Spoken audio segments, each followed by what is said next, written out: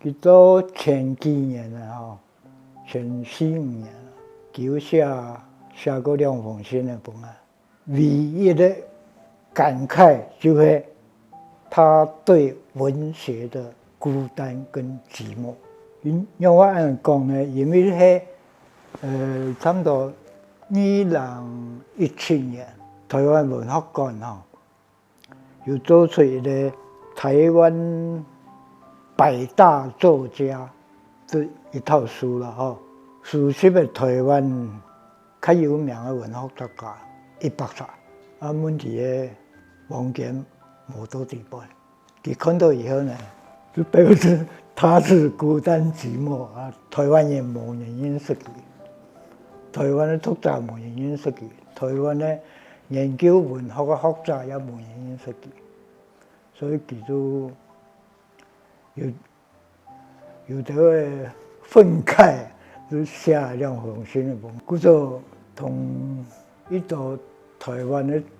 作家朋友提了一件事情以后，台湾文学馆无做到房间，迄很多朋友悄悄出来，7家了为房间做一本，也就是前3年吧，做出来房间传，就是按下来。做了以后呢，你发现按呢毛毛足全错个啦，故说我就拜托个校委会也铜锣的刻画中心做房间的口述历史，一本《活出爱房间传》做完，差不多1年，就讲要做口述历史。当做等的时候，去年了，房间就得到国家文艺奖嘛所以因为也按当年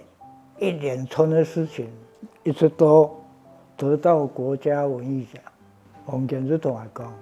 这就表示至少有文艺奖的肯定，